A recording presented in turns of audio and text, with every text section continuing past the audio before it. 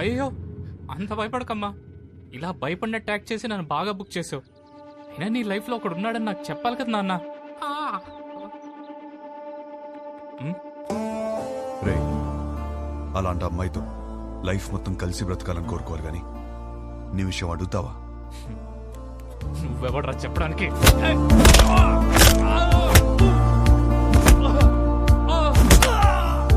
వాడు ఇంకేదో చెప్పాడు. లైఫ్ లో నువ్వు ఎదురొచ్చినా గుర్తొచ్చినా ఆ అమ్మాయి ఫేస్ లో భయం రాకూడదు, నవ్వు రావాలి.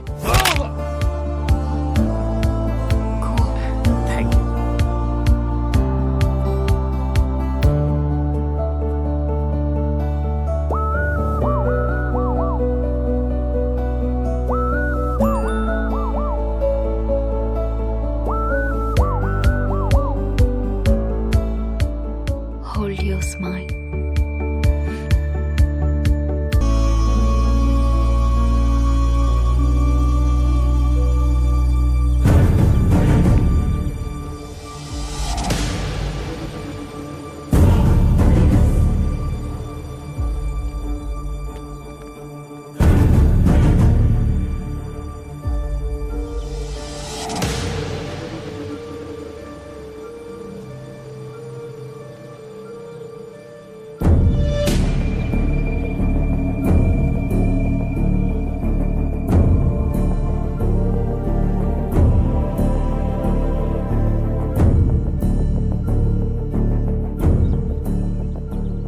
చెప్తే నమ్మారా?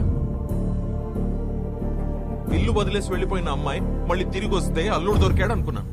నా కర్మ, మళ్ళీ వీడు దొరికాడు నాకు. ఎప్పుడొచ్చావురా? నానా అది ఎప్పుడొచ్చావు? ఎవరి కోసం వచ్చావా అని అడగండి. విభా కోసమే వచ్చాను. నాకు ఈ పెళ్లి కరెక్ట్ కాదు. లైఫ్ పార్ట్నర్ ని సెలెక్ట్ చేయడంలో నీకెందుకు అంత కన్ఫ్యూజన్? ఆ అమ్మాయి అడిగిన 4 పిచ్చి ప్రశ్నలు 4 రోజుల వరకే సరిపోతాయిరా. దాని తర్వాత రియాలిటీస్ చూసినప్పుడు ఈ ఫ్యాంటసీస్ ఏవి మిమ్మల్ని కలిపుంచావు.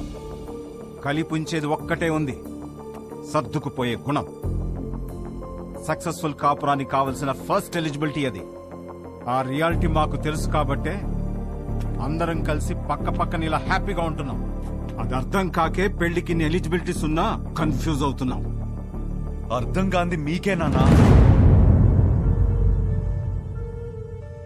కాపురానికి వేరే ఎలిజిబిలిటీస్ ఉన్నాయి. అలా ఉంటే నా కూతురి పాటికి నీ పక్కనే ఉండాలిగా. ఏది వస్తుంది రాదు? వస్తుంది రాదు.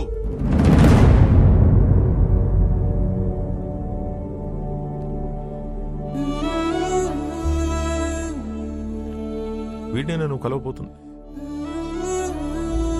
గుర్తుందా పేరు? హర్ష. 3 రోజులు పెళ్లి వాడికి. ఎంగేజ్మెంట్ పెట్టుకుని అప్పుడు నన్ను వచ్చి కలిశాడు. ఇప్పుడు పెళ్లి పెట్టుకుని నిన్ను వచ్చి కలిశాడు. అసలు తిన్నగా రాడా వీడెప్పుడు? అయినా వీడి దగ్గరే నీకు అన్ని దొరుకుతాయని నమ్ముతున్నాను. Is it?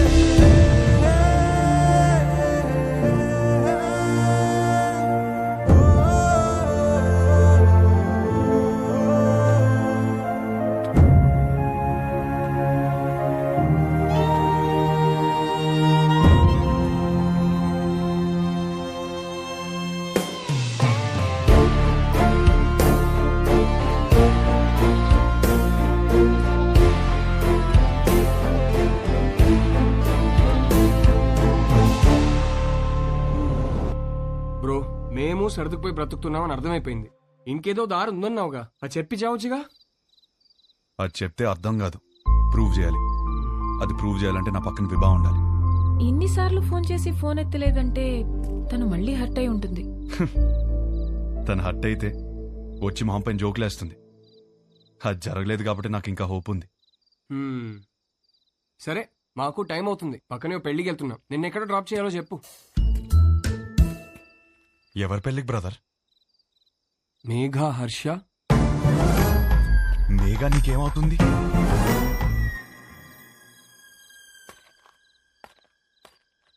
నా కజిన్ బ్రదర్ నువ్వు.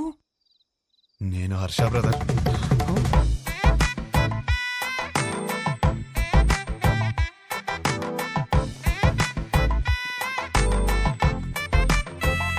నానా, ఏంటి నాన్న నీ ప్రాబ్లము?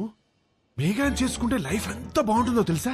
చెప్పు అది చెప్పు, కాదురా నీ మనసులో బాబు. ఏదో ఉంది, చెప్పురా నాన్న. నాకు ఒకసారి చెప్పు, ఒకసారి చెప్పు. ఈ పెళ్లి చేసుకుంటే నీతో కాపురం చేసినట్టు ఉంటుందిరా. నాతో కాపురం చేసినట్టు ఉంటుందా? ఎంత బాగా చూస్తున్నారా నిన్ను. చోకొట్టి పడుకోబెట్టాను, ఊకొట్టి లేపాను, ఎప్పుడేటప్పుడు మ్యాగీ నూడిల్స్ పెట్టాను. ఇంకా ఆపరా. For the first time I think I need a shoulder రా. For the first not the shoulder I want, but రేయ్, when nothing is available, go for the reachable. Kamma.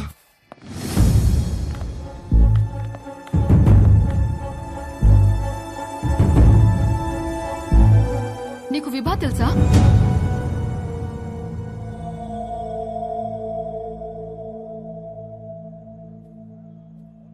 అరే, తెలియకపోవడం ఏంటి? ఎంత పెద్ద స్టాండప్ కమీడియన్. పెళ్లికి సంగీత్లని చాలా boring. This time it's standup time. Come on, get ready. ఏంటి బాబు ఇది? ఆపేలు రావడం ఏంటి? షో చేయడానికి వచ్చింది, నవ్వించి వెళ్ళిపోతుంది.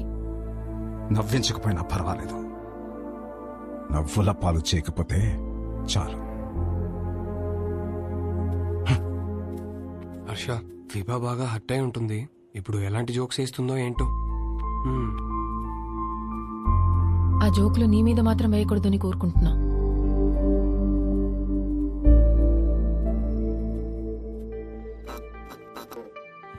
ఇండియన్ హిస్టరీలో, జోగ్రఫీలో, ఫిజిక్స్ లో, కెమిస్ట్రీలో ఫర్ ద ఫస్ట్ టైం పెళ్లిలో stand up. This is Vibha. Congratulations to the bride and groom. Thank you. మా బతుకు బస్ స్టాండ్ అవ్వకుండా కాపాడేదే మొగుడు పెళ్ళాల జోక్స్. అమ్మా తల్లి, మామే జోకులు వద్దమ్మా. అరే, వద్దమ్మా. వద్దా? వద్దు. సరే, నా గురించి చెప్తా. నా లైఫ్ లో నన్ను బాగా ఇన్ఫ్లుయెన్స్ చేసిన ఒక వ్యక్తి ఉన్నాడు. అతని పేరు సుబ్బు. మా నాన్న. మీరు అనుకున్నది కరెక్టే, తన పేరు సుబ్రహ్మణ్యమే. కానీ నా కథ వింటే సుబ్బు అని పిల్లడమే ఎక్కువ అని మీరే ఫీల్ అవుతారు. రియలీ అంత టార్చర్ పెట్టాడు. ఇదే మాట సుబ్బుని అడిగాను అనుకోండి, వీడొద్దు వాడొద్దు అని నేనే టార్చర్ పెట్టానంటాడు. మరి పెళ్లి కొడుకుల్ని పేక ముక్కల్లా చూపిస్తూనే ఉన్నాడు.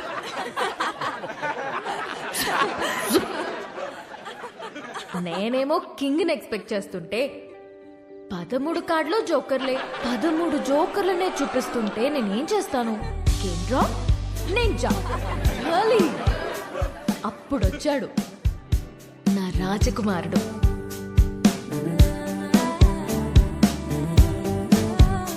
పెళ్ళే వద్దురా బాబు అని నేను తిరుగుతుంటే, కబుర్లు చెప్పుకుందామా, కలుద్దాం అని నాకే తెలియకుండా నా నోట్బుక్ లో రాశాడు.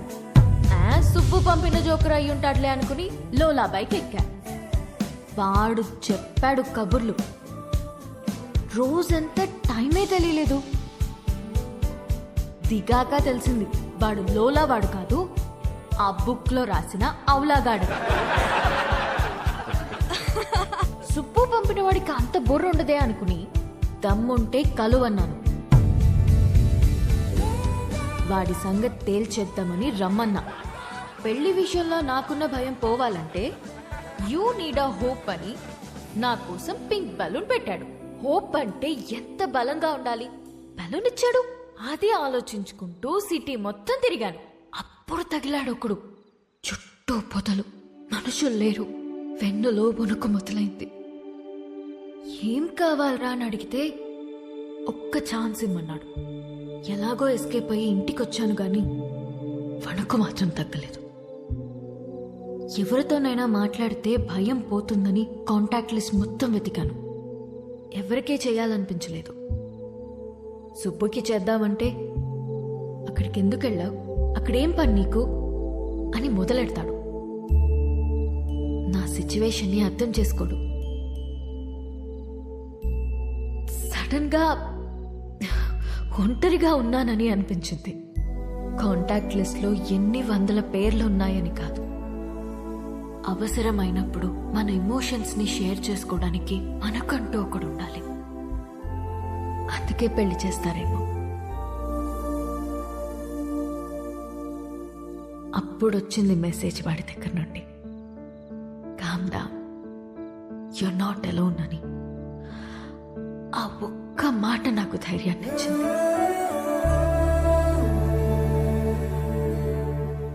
నిద్రపోయే వరకు జోజో పాడమన్నాను. పాడుతూనే ఉన్నాడు. చాలా రోజుల తర్వాత ప్రశాంతంగా పడుకున్నాను. కొన్ని సంవత్సరాలుగా మా నాన్న వల్ల లోపల పేరుకుపోయిన భయాలన్నీ ఒక చిన్న పిట్ట కథ చెప్పి అలా తీసేశాడు.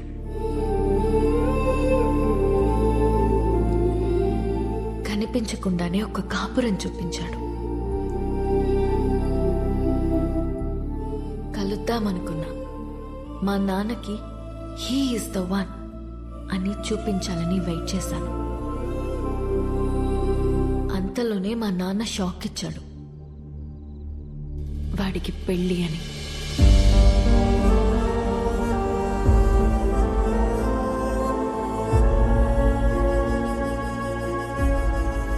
ఎప్పుడూ లేనిది నా కళ్ళల్లో కన్నీళ్లు. వాడు నన్ను మోసం చేశాడని కాదు, ఎప్పుడో నేనన్న మాట పట్టుకుని వాడు నా కోసం వచ్చాడా. నా కోసం ఒకడు పుట్టుంటాడు అనుకున్నాను, కానీ నా మాటల్లోంచి ఒకడు పుట్టొచ్చాడా. పడిపోతున్న నన్ను నిలబెట్టడం కోసం అంత తాపత్రయపడ్డా. హోల్డ్ యువర్ స్మైల్ అన్నాడు. నా కోసం తన ఫ్యామిలీని ఒప్పించాలని ఒంటరిగా కష్టపడుతున్నాడా. వాడి గురించి తలుచుకుంటుంటే ఇప్పుడు కూడా కన్నీళ్ళు ఆగట్లేదు.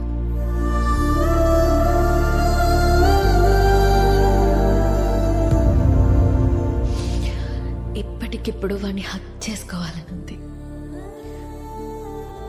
కానీ వాడి హక్ నాకు ఈ లైఫ్లో దొరుకుతుందో లేదో తెలియడం లేదు.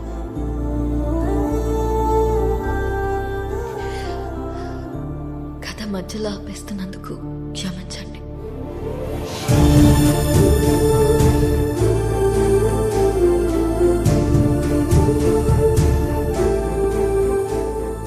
ఆగో.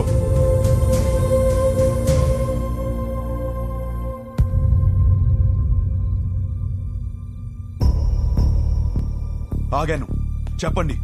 వెళ్ళి పెళ్లి చేసుకుంటావో ఏం చేసుకుంటావో నీ ఇష్టం. ఎలాగైనా బతుకు. ఇక నీకు మాకు ఏ సంబంధం లేదు. కానీ వెళ్లే ముందు ఆ అమ్మాయికి సారీ చెప్పేసి వెళ్ళు.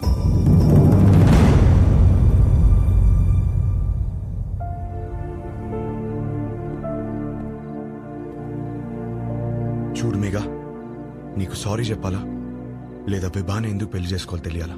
ఆల్రెడీ విభా నన్ను కలిసి అంతా నాకు చెప్పింది. నాకంతా అర్థమైంది, అందుకే తనని పిలిచాను. కానీ అంకుల్, మీకే హర్ష అంటే ఏంటో ఇంకా అర్థం కాలేదనుకుంటా. ఎగ్జాక్ట్లీ. ఆ రోజు మీ అందరికీ అర్థమయ్యేలా చెప్దాం అనుకున్నాను, కానీ పక్కన అమ్మాయి లేదు రాదు అన్నారు. ఇవాళ అమ్మాయి వచ్చింది, ఇవాళ కూడా చెప్పకుండా వెళ్ళిపోమంటారే నాకు అర్థం కాదు. మీరేమన్నారు? కాపురానికి కావాల్సిన ఏకైక ఎలిజిబిలిటీ సర్దుకుపోవడమా? ఇంకొకటి ఉంది నాన్న.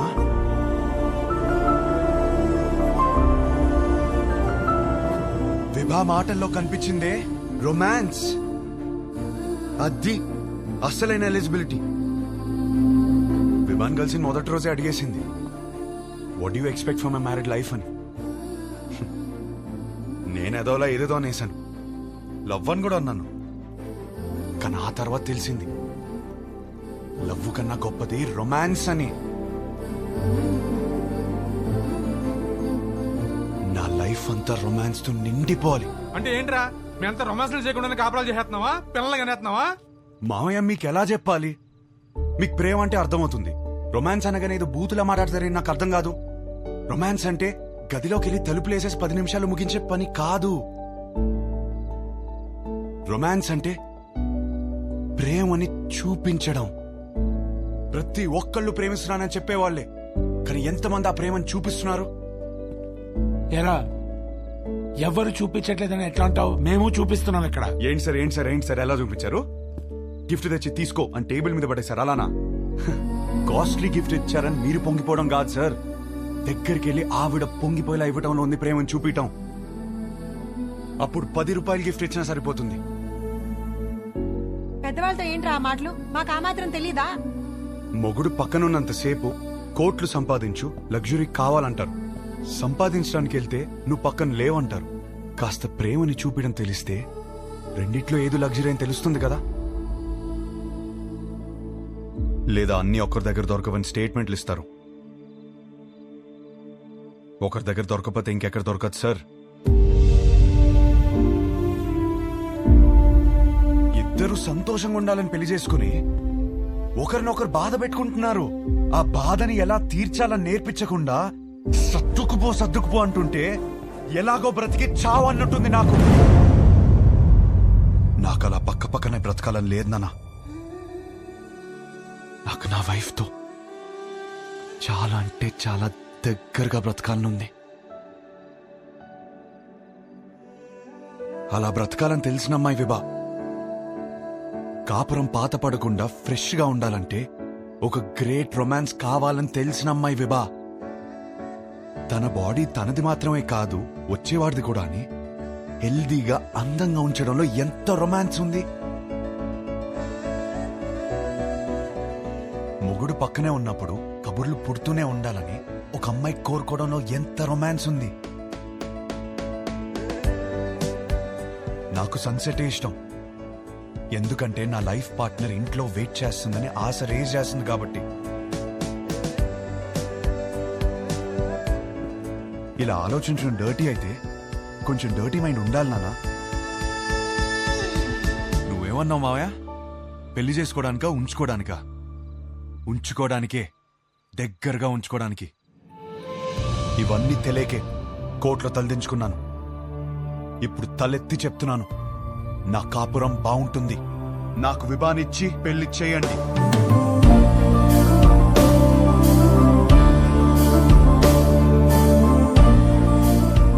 కాలు పట్టుకుని ఒప్పిస్తాడనుకుంటే మెడ పట్టేసుకున్నాడేమిటి?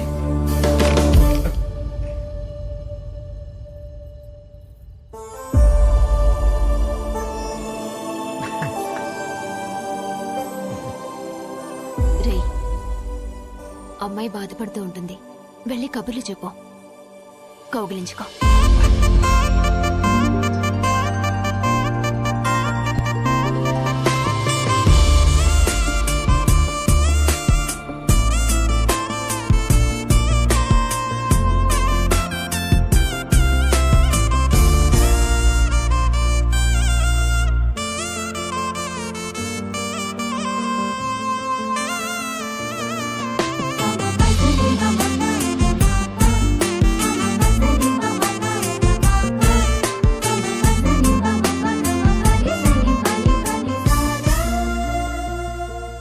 అమ్మ కౌగిలించుకోమంది, ఇంకా కబుర్లు చెప్పుకోమంది. ఇంకా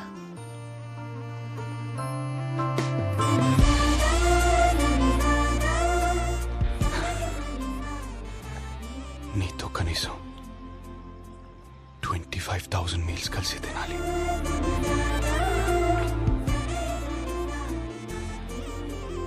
9,000 నైట్స్ కలిసి పడుకోవాలి.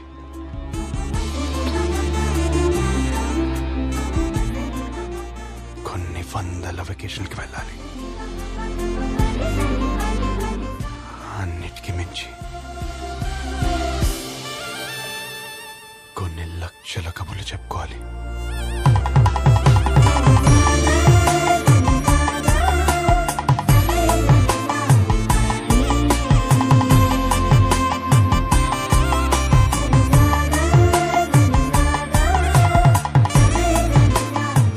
అయ్య గారు పెళ్లి చేసుకుందామా?